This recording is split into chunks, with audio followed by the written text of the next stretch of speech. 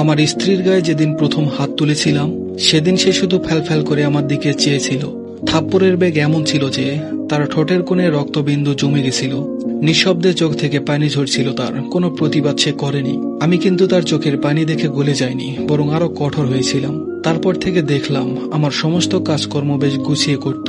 কোনো কাজে আর ঝামেলা ছিল না। তখন বুঝেছিলাম নারীজাতকে মাথায় নয় পায়ের তলায় রাখতে হয়। বেশি আলগা দরদ দেখালে বিগড়ে যায় এরা, তাই তাকে কন্ট্রোল রাখার জন্য পান থেকে চুন খসলেই মারতাম। একসময় দেখলাম আমার স্ত্রী আর আগের মতো চঞ্চল নেই, প্রয়োজন ছাড়া কথা বলে না, কোনো আবেগ আর দেখি না, যা বলি বিনা বাক্যে করে দেয়। মাঝে মধ্যে মনে হতো যেন একটা রোবট নিয়ে ঘর করছি। ওর হাসি মাখা মুখটা ভুলে গেছিলাম। এক রাতে দেখি স্ত্রী পাশে নেই। আমি মনে করেছিলাম হয়তো ওয়াশরুমে গেছে, কিন্তু অনেক সময় পার হওয়ার পরেও আসছে না দেখে নিজে উঠে গিয়ে দেখি সে ওয়াশরুমে নেই। বাইরে বারান্দায় জায়নামাজ বিছিয়ে নামাজ পড়ছে। তখন বাজে 3:25। হয়তো তাহাজ্জুদের নামাজ পড়ছে। খানিকক্ষণ আড়াল থেকে দেখলাম মোনাজাতের সময় সেজদা হয়ে ফুপিয়ে ফুপিয়ে কান্নার আওয়াজ শুনতে পেলাম। তার কান্না কখনোই আমার অন্তর অব্দি পৌঁছায়নি।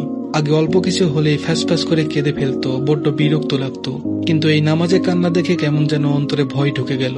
এই কান্না আমাকে হিম করে দিল। পাজরে যেন কেউ আঘাত করছে তেমন কষ্ট হচ্ছিল। আমি আর দাঁড়াতে পারলাম না, চলে আসলাম ঘরে। শুধু মাথার ভিতর কাজ করছিল, আল্লাহর কাছে সে কি এমন চাইছিল যে এমন ফুপিয়ে ফুপিয়ে কাঁদছে সে।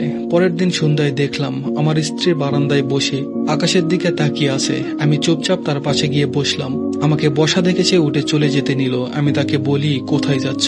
সে ভীতু চোখে বলল, এই সময় তো চা খাও, আমি এখন চা করে আনছি। বললাম, আমার চা লাগবে না এখন, তুমি আমার পাশে বসো একটু। আমার কথায় সে কিছুক্ষণ বোকার মতো চেয়ে রইল। তারপর বাধ্য মেয়ের মতো আমার পাশে খানিকটা দূরত্ব বজায় রেখে বসে পড়ল। আমি ওর দিকে তাকিয়ে নরম সুরে বললাম, তোমার কি কোনো অভিযোগ আছে আমার প্রতি? এমন প্রশ্ন করাতে সে আমার চোখের দিকে তাকিয়ে থাকলো কিছুক্ষণ। হয়তো বুঝতে চেষ্টা করছিল কেন এমন প্রশ্ন করেছি হঠাৎ। অন্যদিকে তাকিয়ে সে শান্ত স্বরে বলল, অভিযোগ আমার আর কোনো মানুষের কাছে বলি না। যা অভিযোগ তা সব আল্লাহর কাছে পেশ করি। কারণ কিছু ঠিক করে দেওয়ার হলে তিনিই করবেন, আর না ঠিক করার হলে বদলে দিবেন। সবকিছু তার হাতেই, তাই কারোর প্রতি আমার অভিযোগ, রাগ, ক্ষোভ কিছুই নেই। বললাম, তাহলে কাল রাতে নামাজে এমন কি প্রার্থনা করছিলে যে কাঁদছিলে তুমি? সে আমার দিকে তাকিয়ে বলল, একটা সময় ছিল যখন আল্লাহর কাছে তোমাকে পাওয়ার জন্য ঠিক ওইভাবেই কাঁদতাম প্রতিটা মোনাজাতে। এখনো সেইভাবেই আল্লাহর কাছে চাই তোমার কাছ থেকে মুক্তি পেতে। আমার স্ত্রীর এই কথাটা সেদিন আমার কলিজা ছেদ করেছিল। একটা সূক্ষ্ম ব্যথা অনুভব করছিলাম।